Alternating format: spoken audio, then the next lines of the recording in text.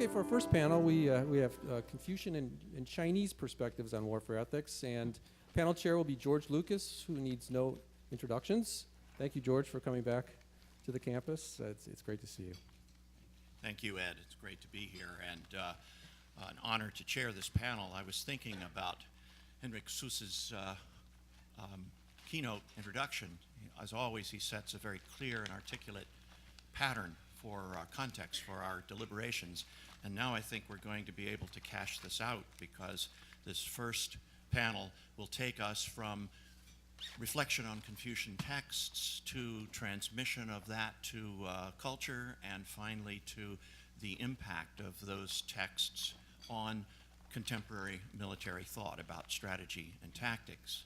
One of the unanswered questions or paradoxes in Henrik's presentation was, once we wrestle with the interpretation of the texts that belong to a particular culture, to what extent does our commandant's ideal of liberal education also inform that culture, such that young men and women coming into military service are themselves acquainted with those texts or regard them as in some sense normative in their own lives. So there are a number of really interesting questions here that I think these panels today, beginning with ours this morning, will begin to allow us to examine in more detail.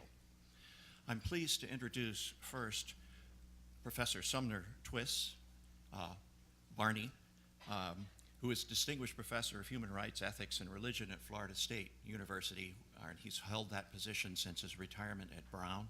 And he and our next speaker, P.C. Lo, are working together on a book on Chinese just war ethics. And Professor Twiss is an expert in Confucian moral thought, as well as in its application to our topic today. Professor Twiss.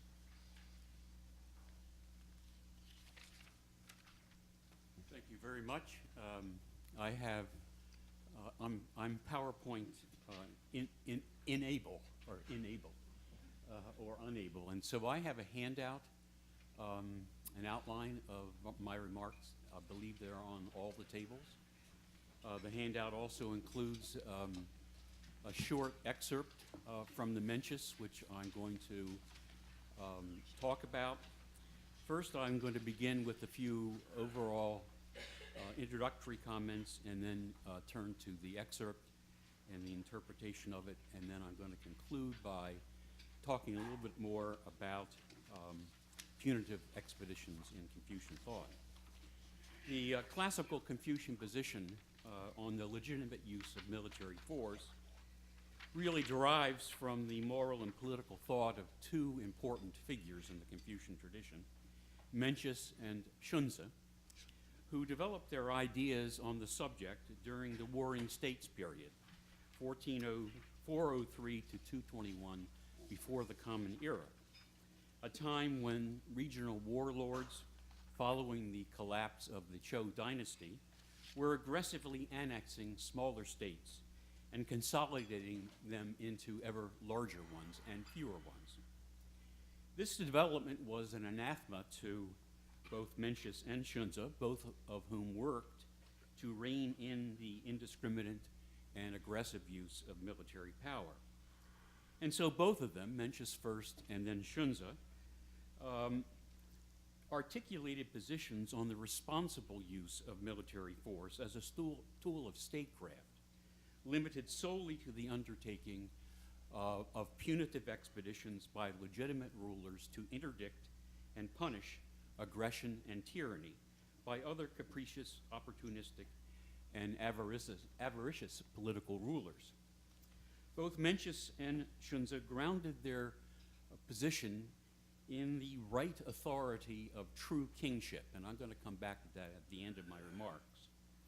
That is to say, the way of the ancient sage kings who embodied in their governance and activities the Confucian norms of Ren, translated as humaneness or benevolence, and Yi, translated as justice or fairness, for the purposes of virtuous political governance, and if that governance involved or entailed having to undertake military action, those norms also governed that action.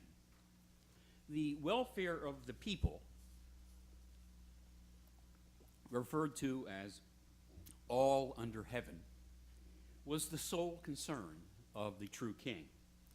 And that concern justified resisting, rectifying, and punishing recalcitrant rulers who engaged in aggressive warfare across borders and tyranny over their own people.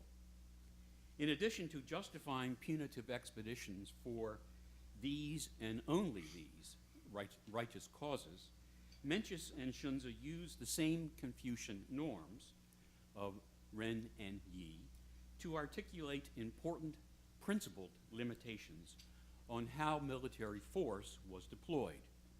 For example, prohibitions of attacking the defenseless, destroying civilian infrastructure necessary for sustaining a decent life, indiscriminate or non-proportionate slaughter of enemy forces, even they are included within all under heaven, abusing prisoners of war who were to be reverted to civilian status as soon as hostilities had ceased, and a prohibition on annexing territory against the will and desire of its inhabitants.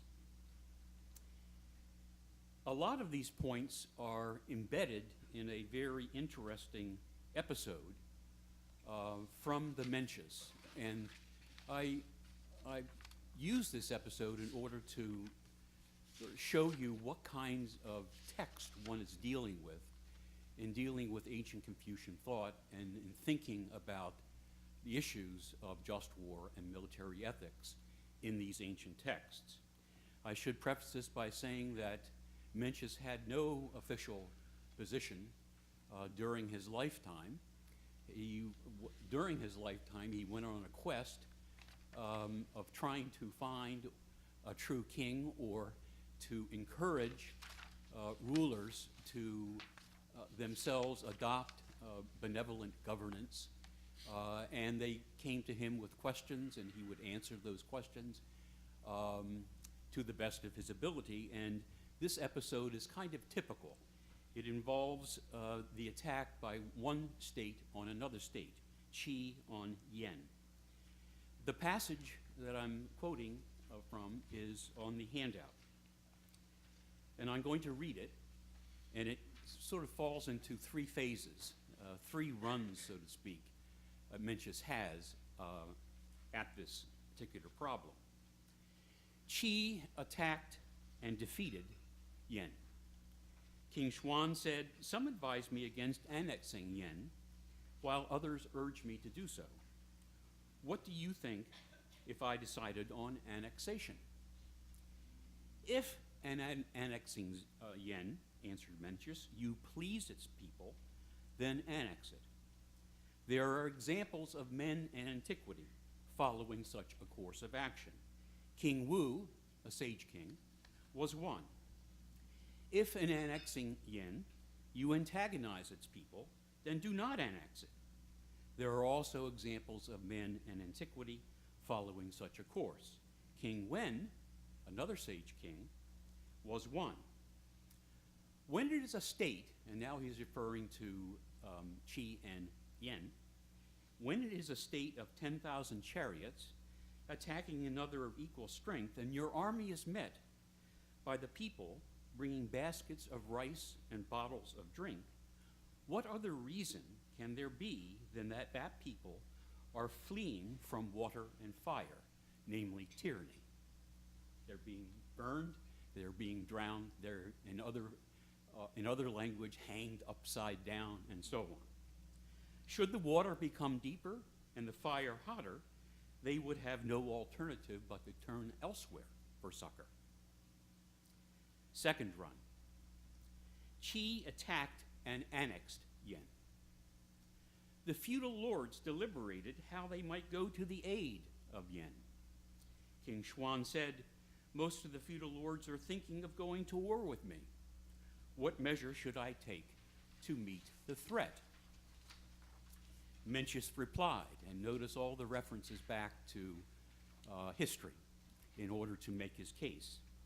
The book of history says, in his punitive expeditions, Tang, another important king, began with Qi, a tyrannous state. With this, he gained the trust of the empire. And when he marched on the east, the western barbarians complained. And when he marched on the south, the northern barbarians complained. They all said, why does he not come to us first? We too are suffering from tyranny and anarchy, and so on. The people longed for his coming as they longed for a rainbow in the time of severe drought. He punished the rulers and comforted the people like a fall of timely rain, and the people greatly rejoiced. Now, Mencius continued, when you went to punish Yen, which practiced tyranny over its people, the people thought you were going to rescue them from water and fire. And they came to meet your army, bringing baskets of rice and bottles of drink. How can it be right for you to kill the old, bind the young, destroy the ancestral temples, and appropriate the valuable vessels, and much else? Now you double your territory without practicing benevolent government. This is to provoke the armies of the whole empire. If you hasten to order the release of the captives, old and young, leave the valuable vessels where they are, and take your army out after setting up a ruler in consultation with the men of Yen, it is not too late to halt the armies of the empire. Third run. Qi marched on Yen. Is it true, someone asked Mencius, that you encouraged Qi to march on Yen? No. When Shentong asked me, is it all right to march on Yen, I answered yes. And they marched on Yen. Had he asked, I can interpolate, however, who has the right to march on Yen, I would have answered, a heaven-appointed officer has the right to do so. That is, a legitimate, true king would have the right to do so. Suppose a man killed another and someone were to ask, is it all right to kill the killer? I would answer yes. But if he further asked, who has the right to kill him? I would answer, the marshal of the guards has the right to kill him. As it is just one Yen marching on another Yen. Why should I have encouraged such a thing? Here we, I think, have a narrative of injustice. Qi's attempt to aggress against and seize another state, Yen, under the color of rescuing its people from tyranny. And a commentary by Mencius on this action, that commentary being initiated by the king, the ruler of Qi, coming to Mencius asking for advice. Let me draw attention to a few important points. Although it seems clear that Yen was in fact ruled by tyranny, which is in principle a just cause for military intervention, so Mencius says, yes, it is all right to march on Yen.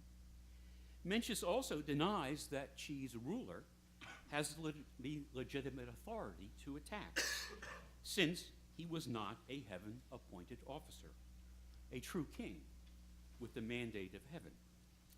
Indeed, from Mencius's perspective, Qi's ruler was pretty much just another abusive ruler in his own right, since he not only annexed Yen without consulting the people, but also abused them by contravening the other Confucian prohibitions articulating limits on how military force is properly employed. For example, by killing the old, binding the young, plundering valuable goods, destroying temples, failing to release captured soldiers, and the like.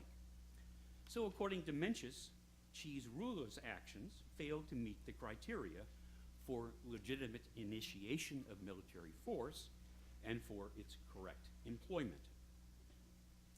So Qi's action from Mencius's point of view is much like a new tyrannous rule supplanting the prior one. As it is just one yen marching on another yen. I could say more about this case, and maybe I do have a couple more minutes to just interject.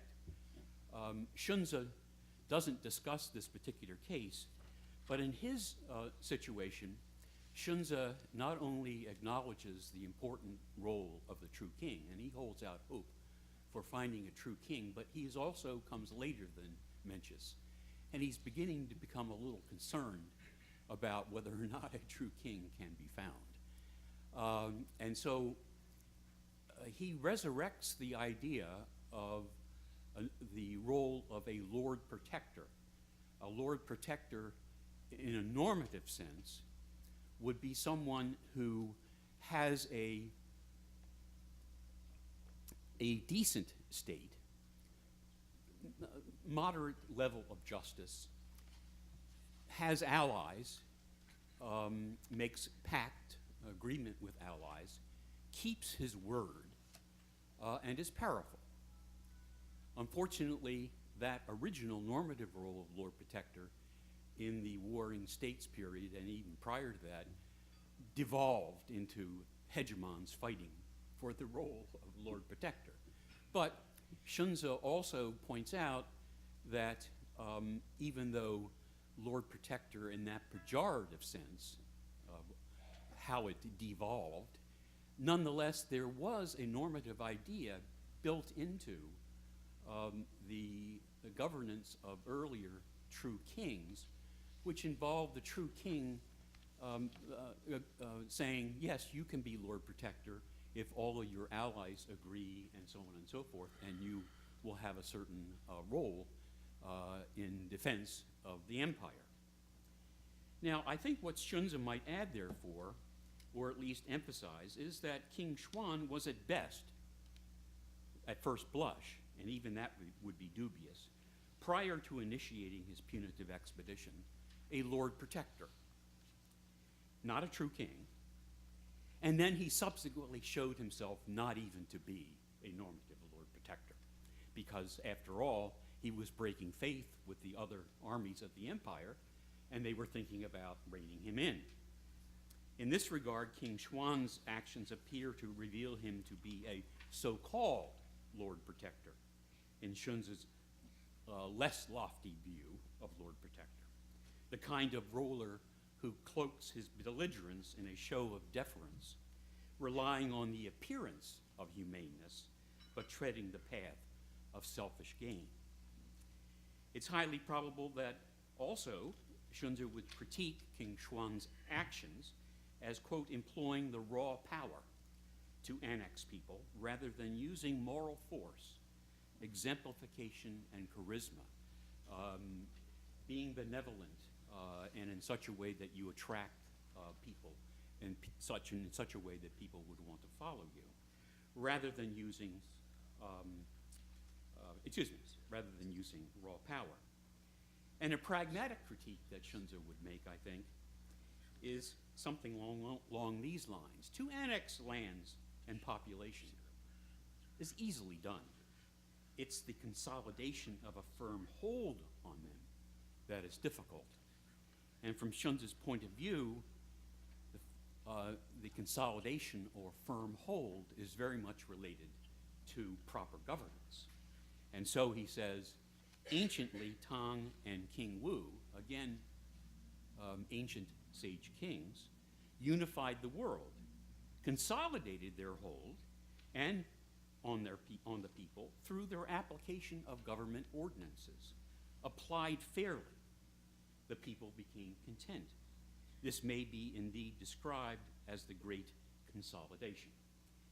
When they maintained a defensive position, they were secure.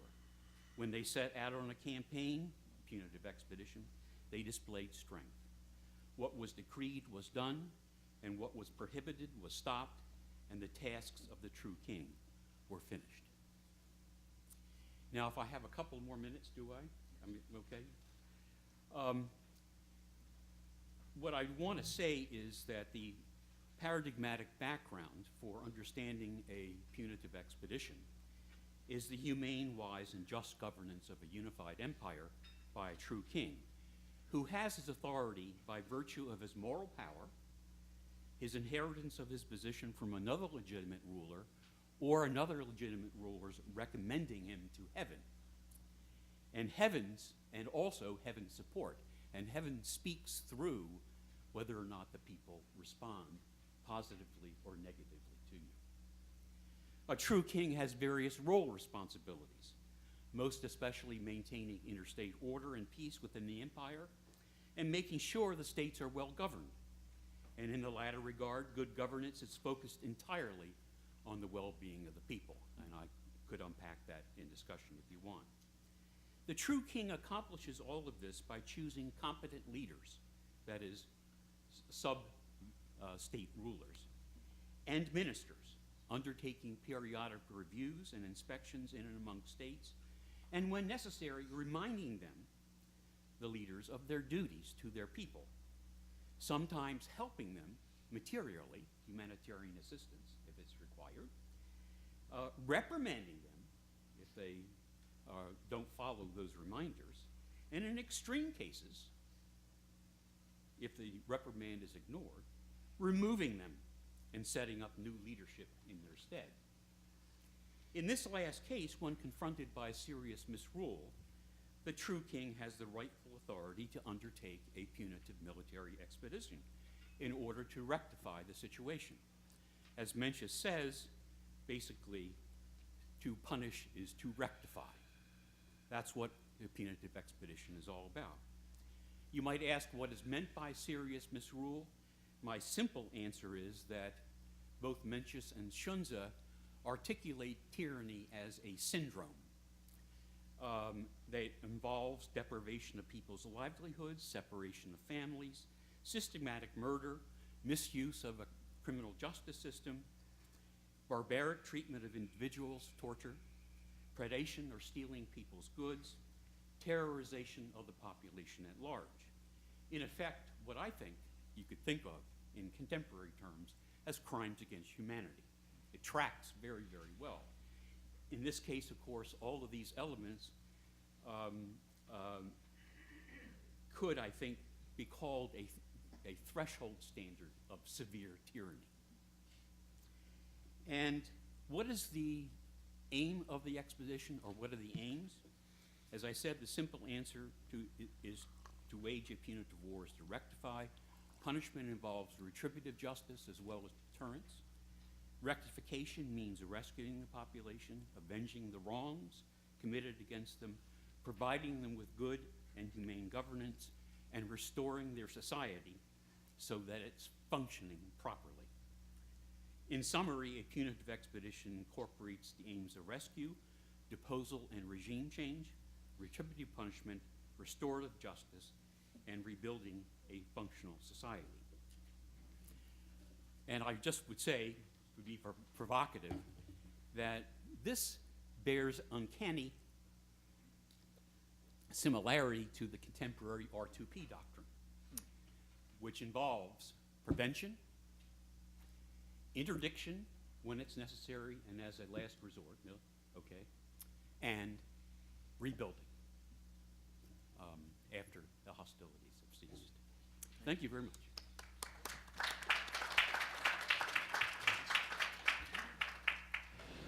In the interest of time, we'll hold questions since there is a continuity to these presentations until we've had them all. Thank you, Professor Twiss. And our second speaker is Professor Peung-Cheung Lo, who is professor and director of the Center for Applied Ethics at Hong Kong Baptist University.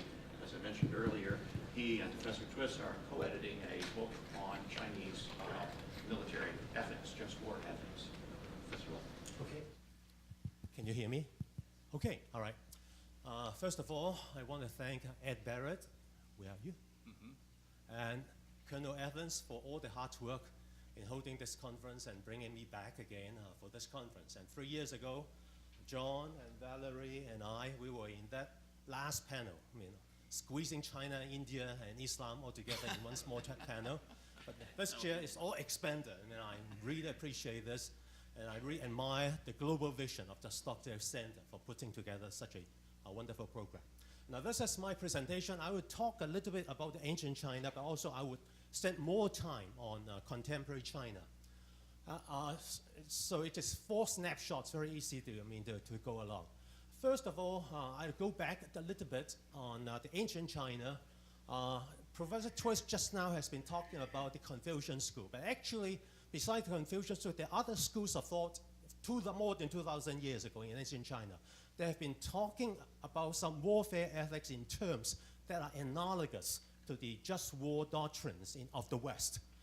And then for me, my major work is on the military strategy school, which is represented by this set of writings, published translated in English more than 10 years ago. And some of these texts, all of you have heard of. You all heard of the Art of War, but Art of War is not the title of a single book. It is the title of many books. All right, but in this country, this Master Sun, known as Sun Tzu, in this country, is only one of them. All right, so in my previous research, I tried to work with all these texts and to see these are military people, professional military people, but writing military treatises, advising the rulers of that day. And try to see, they talk about many other things, about all kinds of things about the military. But in addition to all these logistical, strategic, tactical issues, they also talk about some ethics of war. So I did my previous work on this, and then it was published 2 years ago. So for details, you can go there, go to the web, and then you can find this article. But in this article, I tried to summarize. Right now I try to give a summary of this article. This 7 treatises is noteworthy because in about 1,000 years ago, they were collected together. It used to be 7 distinct treatises. But for the sake of studying convenience, they were collected together, and they are also being kind of canonized. They are collected together, and then all the military officers would have to study them and to sit in exams for these texts. So they're kind of the military Bible of the China for 1,000 years. And the ideas there are analogous to the, as I said, the use in bello and use ad bellum. There are many of the principles in the Western tradition can be found in these ancient texts, including, among others, for in bello, it is the principle of discrimination. It is clearly there in many of these texts. The principle of proportionality is vaguely there, but we should not blame them, because the principle of proportionality is articulated in the West also only in the past 100 years. In the past, it is either not there or only vaguely there. But it has been vaguely there, 2,000 years ago. These norms they're present in the text, they're elaborated in the commentaries, both the commentaries of each individual book and the commentaries of the entire set. And they're understood, as a matter of fact, in Chinese political history. And also recently acknowledged by some scholars that they are indeed some moral norms in this military text. All right, and then at the end, and then after doing that, actually I should say, at the same time I was also wondering, there should be some continuity of military thought between ancient China and contemporary China. And definitely contemporary China, the PLA, is always bragging about how great Sun Tzu is. All right? They always brag about how the Americans study Sun Tzu. How great a Sun Tzu is a thinker. So the PLA is studying these texts also very intensely. But I was also trying to see, other than admiring some of the things being said in those texts, whether they have also inherited the moral heritage of those treatises.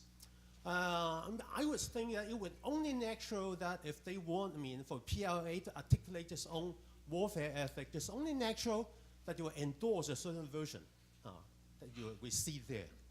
But unfortunately, this is not the case right now. Unfortunately, in my opinion, they are more influenced by American realism for the time being. And this is my story that I'm going to tell. The 4 snapshots. First one, go back all the way to Mao Zedong. Back then, look at the years. This is 1936, 1935, 1938. He has been talking about just war, exactly the terminology we use today in Chinese. And then he's talking about, definitely, there are two kinds of wars. The just war and unjust wars. But of course, all these are interpreted through the lens of Marxism, as you can see on the PowerPoint. All right, so, and then this is also still being carried over by the PLA establishment. This is one volume of the Encyclopedia of China that consists of something like 50 volumes. They are all, volume by volume, they're all arranged by discipline. So for military science in itself is a huge volume. And in this encyclopedia, there's one entry on the just war. And I look into it, and again, he talked about just war more or less in the same way as Mao Zedong talks about it. Again, speak interpreted through the lens of Marxism. And then all the time they've been talking about only jus ad bellum. And even among jus ad bellum, they're only talking about the just cause. And that's, again, is being recently reiterated in that book, so I'm not going to go into detail about this. Now, that's the first snapshot. This is the second snapshot. Mao Zedong has been gone. Now, this guy, Major General Peng, is a very well-known figure in the Chinese military. He's well-known not only in China, he's also well-known to those who are studying China. He's well-known as a major scholar in strategic thought in China. Now, this is a popular book he and some people authored together called What is Military Science, only 5 years ago. And then in this book, there's one particular chapter on a very important doctrine that he is known as the elaborator, namely the idea of active defense, which is a very key component of the PLA strategic thought. So what is active defense? Then he first, by going back to Mao Zedong, and in that article in 1936, he first quoted him, and he says, active defense is also known as offensive defense. Now, perhaps the word offensive is too offensive now, so they try to stay away from it. They just say active defense, all right? And he is saying that, well, passive defense is actually no defense, all right? So only defense is active defense. Defense for the purpose of counterattack and taking the offensive. Now, this is what Mao Zedong says in 1936. And then he also says, Mao Zedong in 1936 in the article, he says that with the slogan of defending the revolutionary base areas and defending China, we can rally the overwhelming majority of the people to fight with one heart and one mind, because we are the oppressed and the victims of aggression. So in other words, if we can successfully play the role of a victim, if we can convey the message we are only defending ourselves, then it has a very important political fallout in our favor. All right. So here he is talking about the just war in terms of the politics that one can benefit from it. This is Mao Zedong back in 1936. And then here, and then also in the same, actually in the same page, in the English translation, in the same page, he also goes on to say on the same topic, he said all of a sudden, he throw in the phrase, just war. He said in every just war, the defensive not only has a lulling effect on politically alien elements, namely the political descendants, all right? It also makes possible the rolling of the backward sections of the masses to join in the war. So again, he's thinking about the political benefits of waging a just war. So not for the sake of the just war itself, but for the sake of the political benefit that one can get, all right? And then now, after quoting these passages from Chairman Mao, this Major General Peng quotes him unabashedly, all right? Those passages by Mao Zedong, he quotes him unabashedly, and then he goes on to say, that in other words, the strategy of playing defense to a certain extent can elicit grief and sympathy, and therefore render our war just, all right? So that's the importance for us, the doctrine of the active defense, insisting on the defense that can have this political sympathy. And then he says, the general principle of active defense is to use offensives to reach the defensive goal. So that offensive component is still there, but it's not in the name. And he said this is not something, a preference of a few PLA. it was articulated by Mao and has been reaffirmed after 49 for several times. Many of these are in the Central Military Committee meetings. So it has been a cornerstone of Chinese strategic thought, this idea of active defense. So in other words, active defense is to defend our own national sovereignty, security, and territorial integrity. That's how he writes in that book. So in order to true to the idea of defense, we're not going to fire the first shot. We're trying to restrain the outbreak of the war.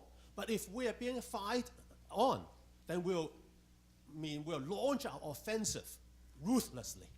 Right? So this is the way that they talk about nuclear weapons. That's been a long-standing policy. And then in that book, and then further on, then he says, there is a certain, in a section, they call the guiding principle for future wars that China might encounter. Now, so this is speaking in advance, all right? He is speaking in advance and say in the future, and this crucial word, all wars that China might have to fight in the future will be forced upon her.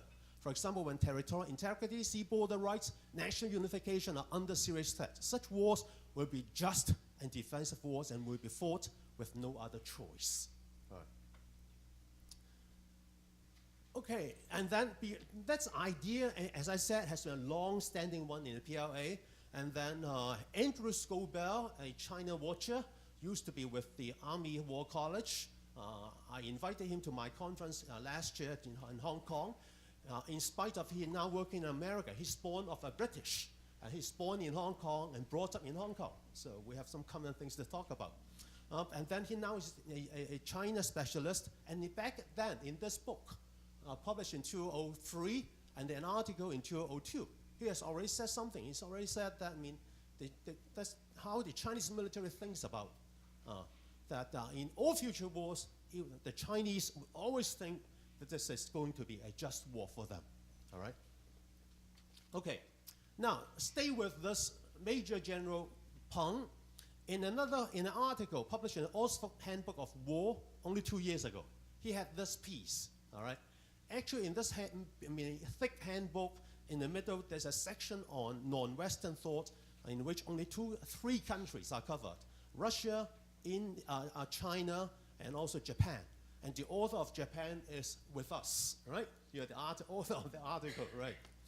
Now, this General Peng, Major General Peng, authored this piece on China. And then there are 3 sections. We're looking only at the last part, China's strategic guidance for possible future wars. And then he said, then he first of all thought, in spite of we are going to fight a high-tech war in the future, then the idea of the People's War is still very relevant, all right? So why? Because no matter whether it's in the past, the present, or in the future, the foundation of an army's victory in just war always lies in the support of the masses of the people. So as long as we have the support of the people, then we'll be just war. How can we get the support of the people? Then because we'll always be fighting a defensive war. So so just war again here is being brought in the picture as a way of saying this would be to our political advantage if we are fighting a just war. And then he said, again, more or less the same thing. And then, it says quite startling. He said, the winning or losing of a war is to a large extent to be decided by whether or not the war is just. And why? Because it has to do with popular support, public opinion. All right? If you gain the public opinion, you win the war. I'll skip this one. And then now, in this English article, there's also a new understanding of self-defense that I read it for the first time. It used to be that when we talk about self-defense, about national security, national unity, and territorial integrity. But in this article, there's one more item. It's about China's interest. That's part of China's defense. That's why I said they have learned from the Americans. And then now, and then again, there's a new twist to the idea of to fire the first shot. Because they're saying we're playing defensive. We are not going to fire the first shot, all right? But if someone is going to fire the first shot, we're going to fight back ruthlessly. But how do they understand firing the first shot? Now here's a new understanding, he says. Now, but this is to remind me, I have only 5 minutes. My own timer. Okay, and then he said that now this, I think this is a mistake in the translation. It would not make sense if it's an and. Once it should be or. Once the enemy invades a territory or offends a national interest, it means that the enemy has already fired the first shot strategically and crossed the border of a strategic defense.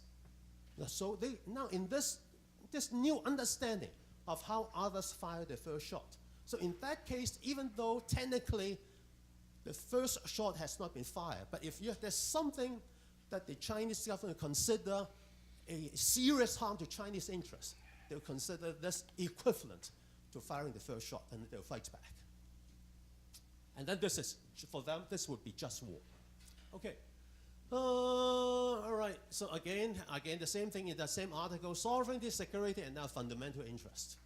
Okay, so for me, it seems that idea of active defense has a lot of similarity with the idea of offensive realism. And these are the basic, understanding of realism that has these 4 key components. I'm not going into that, I don't have time. But there's a signature argument. As long as there's anarchy, no guarantee of war and peace, and so on and so forth, then countries would just take up arms and then try to solve the problem on their own. And now this book is very worth reading. He's now teaching at Western Michigan University, a book published 3 years ago. And then here, he used that representative thinker, John Mearsheimer, of offensive realism to articulate the idea. And he tried to argue that, eventually, this idea is also very much alive in the past, in the Chinese past. So I won't bother with you so you can read, and because of time, I'll go ahead. Now, the conclusion of his book is, the Confucian culture, even though it's more or less against aggressive war, did not constrain the Chinese use of force, the government. China has been a practitioner of realpolitik for centuries. Now, this is a present perfect tense, has been. All right, so it's implying they're still doing this. But then the lesson of this book is, don't be surprised, because they have been practicing this for centuries. But then in my own study and research right now, I'm looking at a debate 2,000 years ago, and I can find the same thing there. So they have been Chinese government has been practicing realpolitik for more than 2,000 years, more than centuries. Okay, now the third snapshot. It's just a book authored by a contemporary scholar who is in the Department of Marxist Theory. And what he said, there's a distinct chapter on just war theory. So he acknowledged it's present in traditional Chinese thought and also understand the distinction in the West, but usually to translate ad ballum as just war, but that in ballum we could translate as justice in war. And then he's able to analyze the Chinese participation of the Korean War in terms of ad ballum, in ballum, and post ballum. So he knows these ideas. He's able to use it. But then also again, now that kind of realist thinking, because of anarchy, so in spite of these theories, they are very good, but they were not going to do any help in the real world. And then he's also talking about Chinese just war, and then again, when they talk about defense, self-defense is against national interest and national dignity. Wow, that's another new thing. Okay.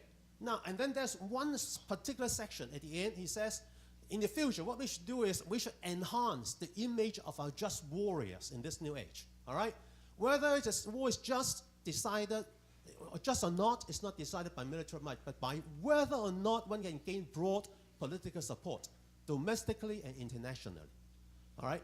Because of media and the press, we cannot do anything we want. We have to have some self-restraint, but not for the sake of the moral values, but for the sake of the second theater that we have to fight, the public opinion, international law, and hearts and mind. So again, when you talk about just war, we say we need to cultivate that image. It's for the sake of PR work, all right? So the second theater would be with the CNN, all right? Now here's an article in the New York Times complaining, many Chinese complaining about CNN's role.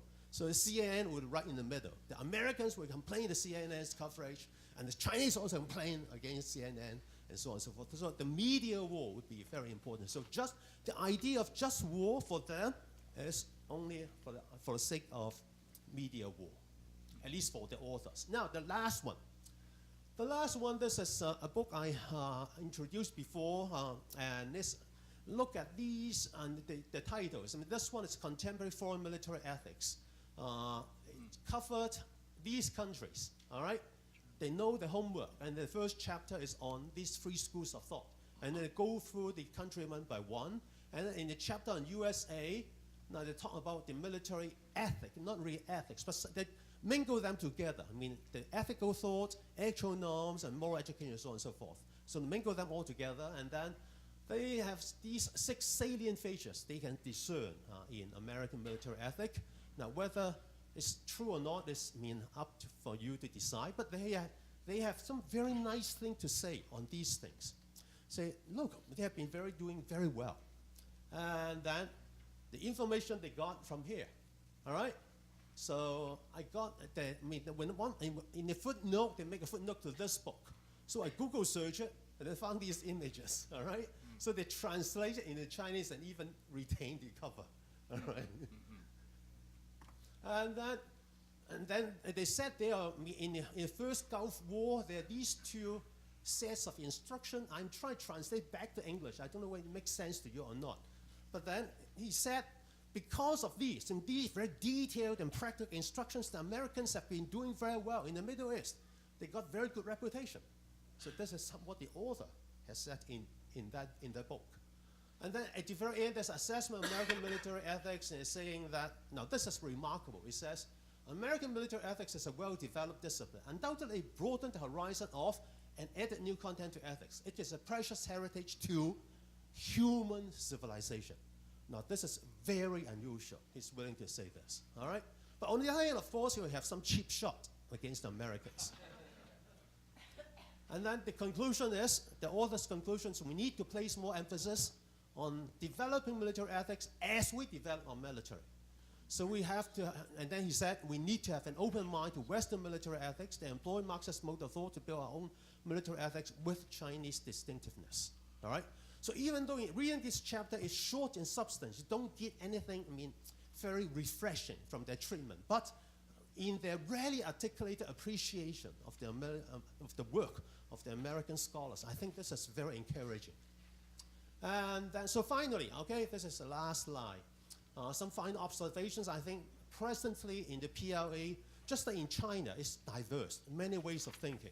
In the PLA, the same thing. I think from the 4 snapshots I've taken, there are some realism going on. And also, there's some just war thinking. They coexist. Because of the realism, so there's a preference for ad bellum and silent on in bello. A realist would not want to have his hands tied in fighting a war. When they talk about self-defense, there would be a sufficient condition for justice. But that self-defense is also understood broadly, and so will lead to some kind of offensive realism. And they do have some, as usually realists will not care for use in battle, but they care, but not because for the sake of morality, but for the sake of politics, for the sake of political spin-outs. So the PLA has learned much from American realism. So my thought is, I hope the PLA can also learn from American just war ethics. But of course, not just to learn from Americans, they can also learn from the ancestors. Their native Chinese sources to be developed as well.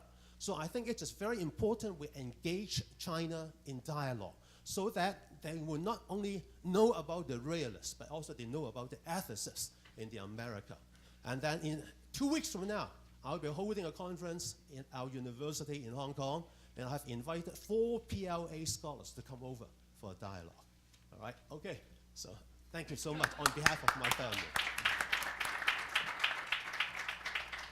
Well, we now have an opportunity to test that hypothesis and engage in that dialogue, because we're very honored to have with us Senior Colonel Feng Zhao, who's professor at PLA University of Science and Technology, a historian, a philosopher, an ethicist, has written a number of books, including China, History of Chinese Military Ethical Thought. Colonel Zhao.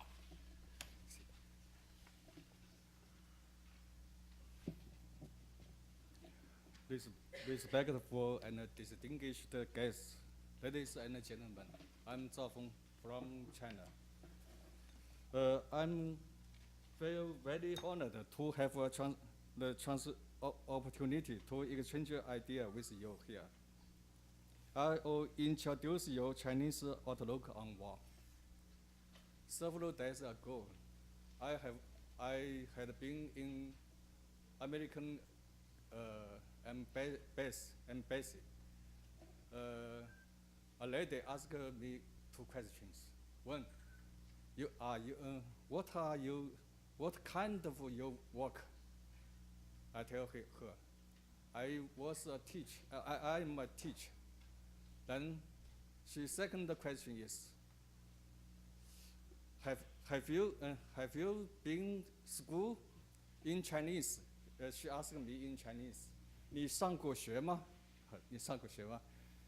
In China, when people know I am in university teacher, they can't ask such a question.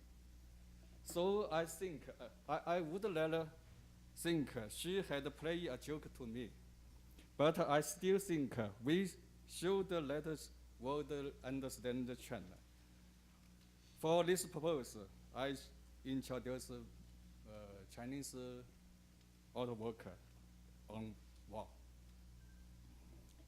Since ancient time, China has been a country that emphasizes morality.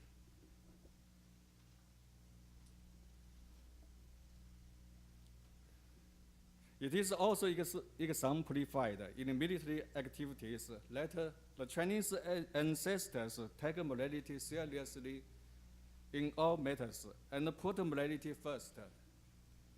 2,000 years ago, the Confucianists hold the military activities should behave in line with morality.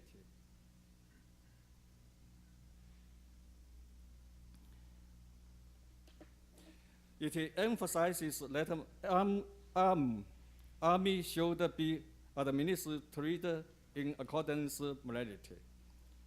That's why Sun Tzu holds morality as one of the most important warning factors for consideration. That's why in the ancient time, the warning parties would debate who is on the side of morality after they have organized their army into formation on battlefield. This is Zhu Ge-Liang. Zhu Ge-Liang, a person of great wisdom and resourcefulness man. He scored dead Wang on the battlefield. The tradition of paying much attention to morality remains influence at present. Today, when war is going to break out all in all, the Chinese always ask the question, is this war just or unjust? They always support the just side, no matter how strong or weak it is. Chinese scholars think that there is two kinds of war, just war and unjust war. We should conduct and support just war and oppose unjust war. Just wars enjoy abundant support, unjust war lack popular support. So defeat is for sure. The standard to judge the justice of wars is morality. In Chinese scholars' view, that morality refers to the sum of ideology, principles, activities handling ethical relationship, which can be evaluated by good or evil through public opinion, traditional custom, inner heart belief. In Chinese view, intrinsic is the foundation of morality. Morality reflects and is deeply rooted in the intrinsics of the national classes, social classes, and the country. Its essence is the ideological superstructure to serve the interests. So different classes of people have different, even contradictory military ethics. So Chinese always interpret the moral issue from the point of view of interests.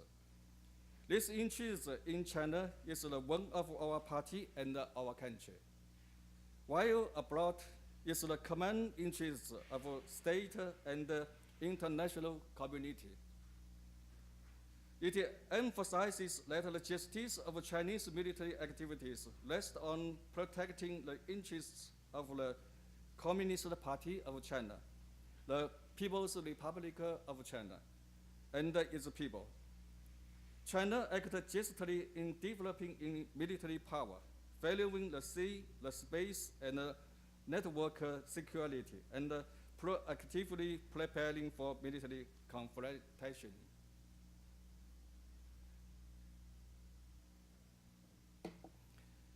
Justice so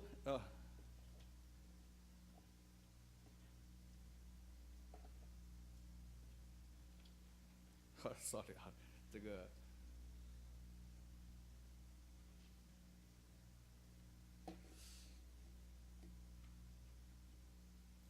Justice should be unification of domestic and international law.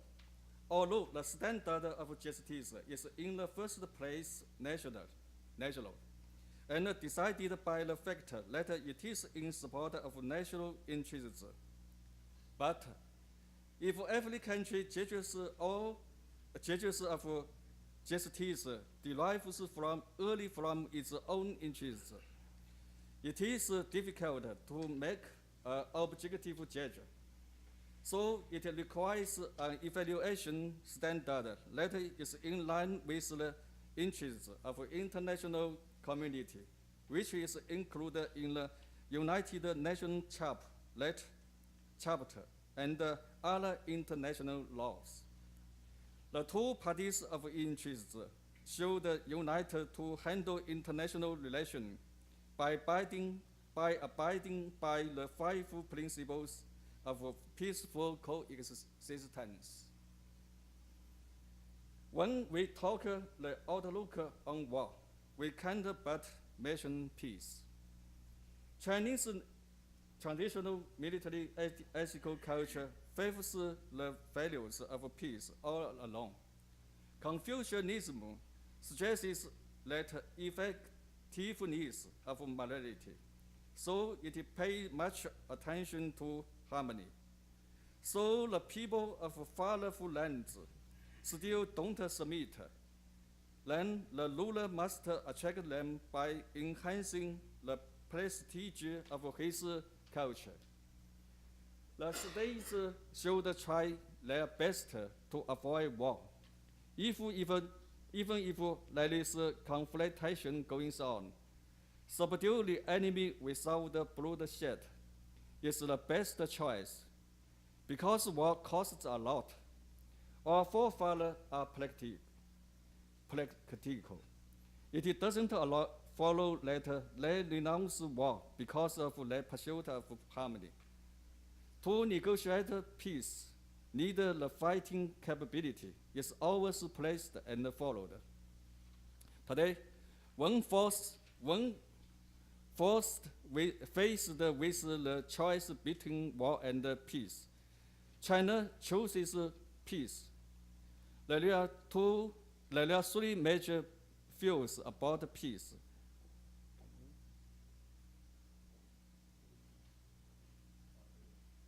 China's called international. China's called national interests. There are 3 major views about peace. First, peace is like war, which is a continuation of politics.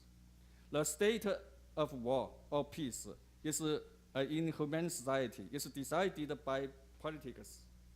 Second, peace is like war, for there is a differentiation between the just and the unjust. The fact whether peace is just or not lies in whether this peace is in line with people's interests and advancement or not. China advocates building harmonious world. This harmony includes safeguarding national territory, sovereignty, and core interests, while conforming to international military and justice. Third, safeguarding peace justly, opposing unjust peace. For Chinese people, peace has a prerequisite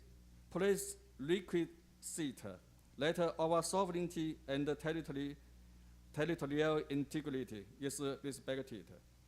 Chinese military ethics suggests that when sovereignty and territorial integrity is at stake, the army should draw its sword no matter who the enemy is. To maintain national dignity, fighting the enemy should fighting a war against the enemy to death is the moral responsibility and honor of the army and the soldier. From this point of view, President Xi Jinping said recently, China, this lion is awake. But this is a peaceful, friendly, civilized lion. Now, we can say the Chinese outlook on war is a basic content. So now we apply this principle into solving the dispute on the Diaoyu Islands. China holds that the Diaoyu Islands, since ancient time, is Chinese territory. There are historical and legal bases as follows. Since ancient times, Diaoyu Islands has been the place Chinese people live. Cairo Declaration and the Boston Bulletin said that it is not Japanese territory. For the core interests, China will do its best to solve the dispute. For the international interests, we use the manner of peace. But I think that the Japanese government can't use of force against us. China has the tradition of anti-unjust war. Under the guiding of above outlook on war, China's national defense and military construction have displayed three trends. It reflects that the trend of the development of Chinese outlook on war. One, military technology, including its ethics, will be attached more importance. The development of new military revolution around the world have made technology a key play in war. It has become a common sense that modern wars are the competition of military technologies. In the past, China has a tradition that pays little attention to technological development. Old behaves die hard. Till this today, a lot of people still haven't changed their mindset. In the future, China military technology will go to the sea, space, and cyberspace more deeply. China's military technological ethical study will grow by leaps and bounds. To fight and win will become the major driving force. President Xi Jinping put forward the objective of building a strong army, conform to the party's command, fight and win, behave fairly. In the past, China attached greater importance to the construction of a harmonious world and made a lot of contiguous problems.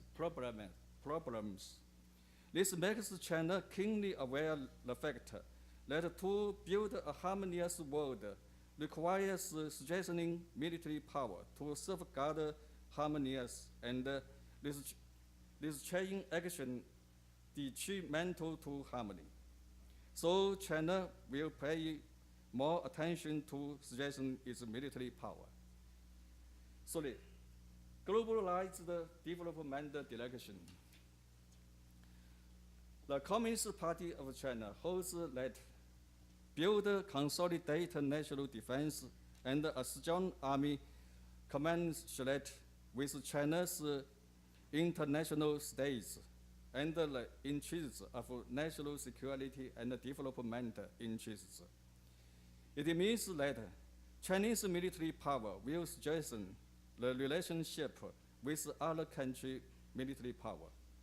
On the one hand, on the other, it will go abroad more than before to execute overseas operations such as peacekeeping, escorting, and attacking terrorism. That's all my speech. Thank you for your attention.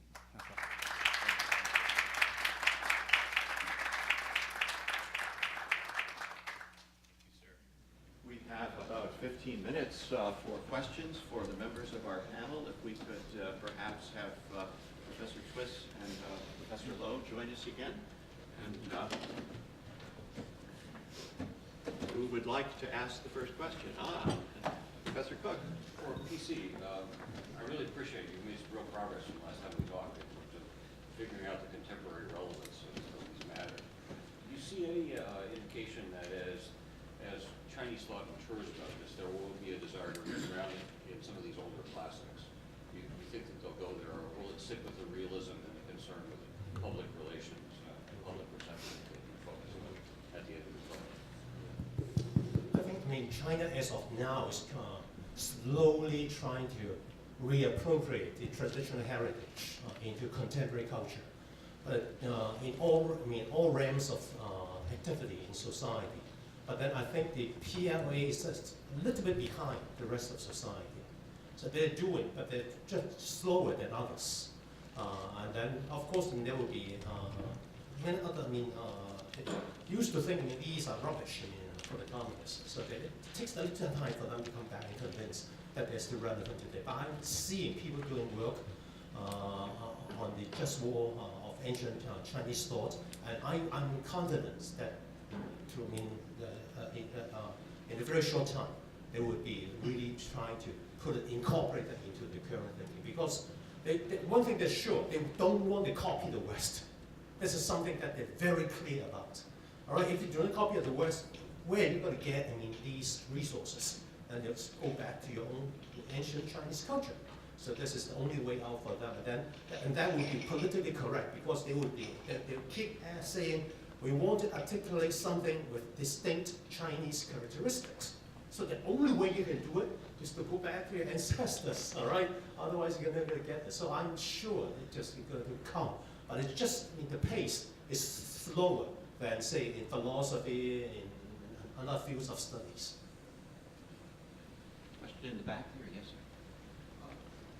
How is this translated into training for the typical member of the PLA, maybe in the laws or in conflicts? Do you have any thoughts on that? How is the typical PLA soldier trained on use of valor, if at all?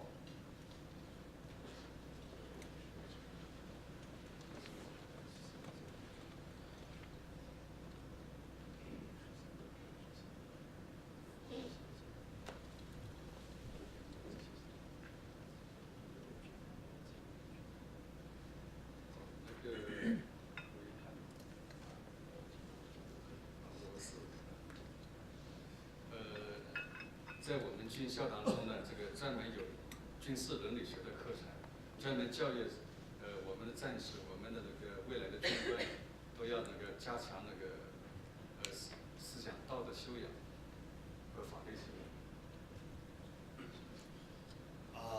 What he said was at the Chinese military academies, there are certainly courses designed to educate both the enlisted and officer corps about military ethics.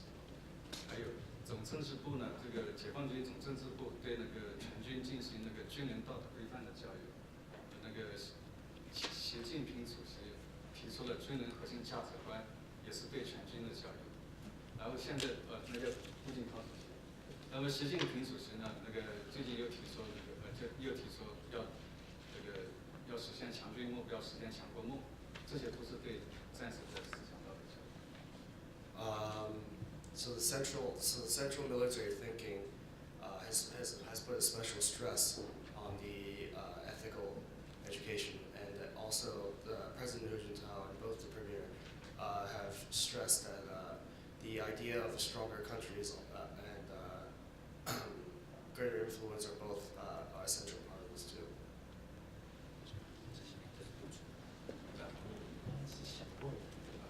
Thank you. If I can have a follow-up question to this. Is the education geared toward officers only or also towards the common soldier? That's my first question.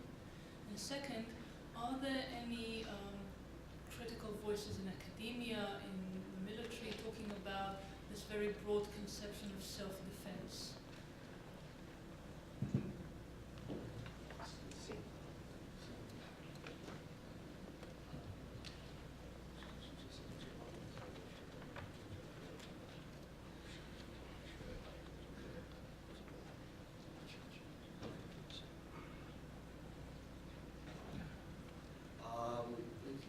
The general gist is that it is certainly more comprehensive to the entire military. 我们在国内教育那个最核心的是忠诚义党，在国际上呢，我们讲正义党，正义党。之前的问题就是说，他们在我们的教育当中，正义当中，这个你看到在当中当中的正义，在当中的思维，在学校里面讲这些，是怎么讲？我们在军人军事的那些课程当中，在军事道德上当中都强调都在关系那个就是但具体的那个，因为我们中国时间长，那个具体的那个更多的那个研究的，你听讲的这个东西。The earlier question, as a supplementary answer, I asked him about how it's being taught is used spelling being taught in classroom. They said yes. They cover the Geneva Convention. That's all they say about use in battle, just the Geneva Conventions, but nothing further than that. Could I ask a question? Which would be within the PLA academies, military academies, is there any kind of teaching dedicated to teaching Chinese history and teaching significant Chinese figures like Mencius or Wang,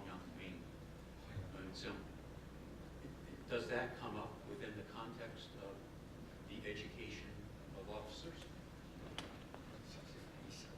所以他们在这个士兵上学当中，还会讲一些中国历史，或是讲孟子的思想、王阳明的思想这些，有没有交接的这样的课程？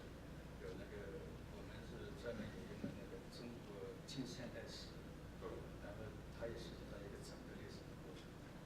然后呢，这个里边呢，在讲的过程中会提到，特别那个在讲哲学的时候，也要大量的涉及中国的哲学，王阳明的事情。对，孟子的这些，都是。都在那个课，中国近现代史。我们政治课里面，当然那个每门课都基本上每门课都要涉及。Because they all have to go through some what is called the political courses. All right, so in these politics courses, they will talk about Mencius, they talk about Wang, among other things. but it is in that particular context. The political education for soldiers and officers, and philosophy. I wrote it.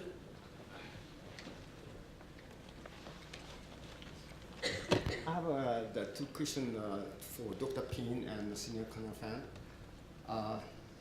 The Dr. Peng said just war and unjust war, but no country said this is wrong war. So every country justify their war. So I mean, and also you mentioned that active defense and the first attack was made by the other country, and then China going to retaliate. But in history, look back to the history, the many historians pointed out that China used the forces more than 10 times against Soviet Union, against India, against Vietnam 3 times, against Taiwan 4 times, and also the Korean War. But the historian stated that, pointed out, the first attack was made by China in all cases. So how do you respond about that? And then also, I asked the Senior Colonel Feng, you said that harmonious order, but I said, mentioned again, looking back to the Chinese history, not only I said before, but also recently China took mischief from Philippines in 1995, and also recently Scarborough Shoal. In terms of harmonious order, I mean, that is the great inconsistency between what China said and what China had been done so far. So how do you comment that? Thank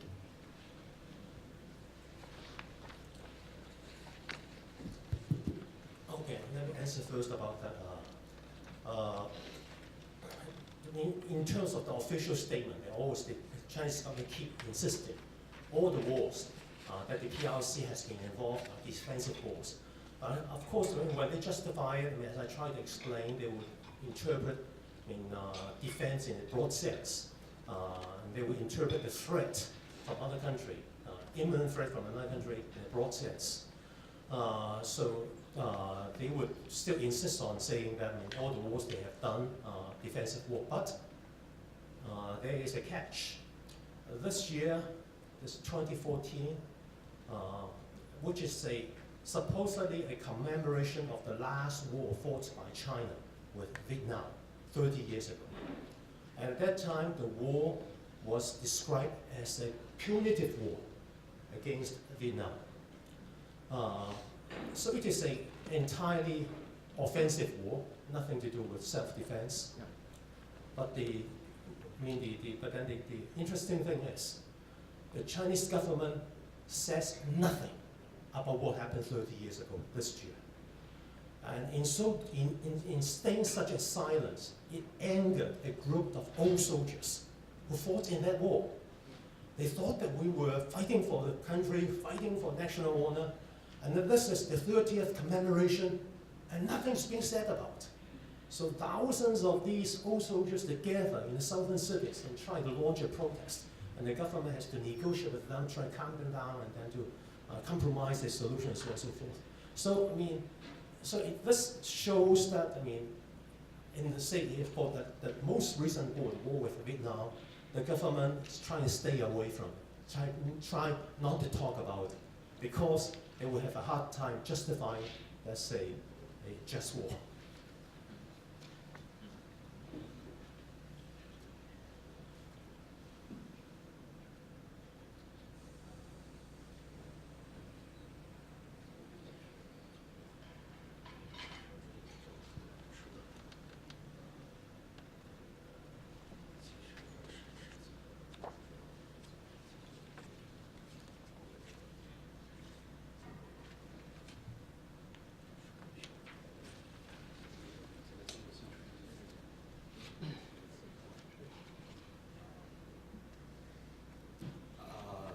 The senior colonel says that the inconsistencies between what the government iterates and what actually happens isn't so present, and that they're always one the same.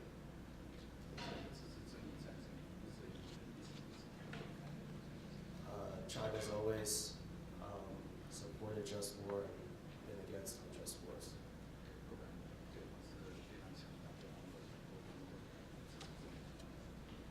And this is regardless of whether the enemy is great or weak.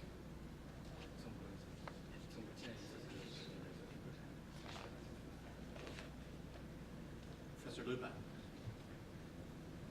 This is principally a question for Senior Colonel Feng Zhao. Is the Chinese officer corps religious? And if so, what is the religious orientation of a typical officer, most officers? Are they, and is the officer corps more religious than the population as a whole, or less religious, or the same?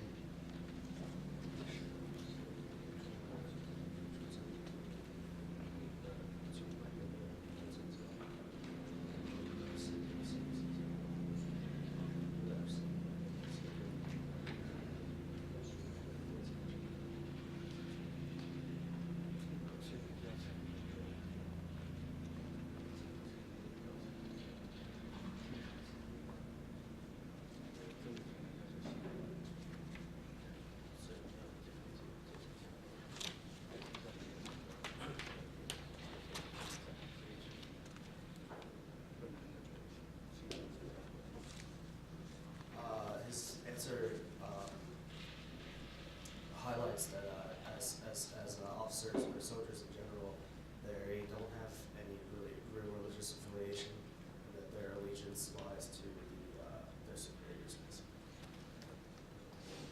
Time for one more question. Just a supplement. In the Communist, it's the government policy that all Communist Party members cannot have any religious belief.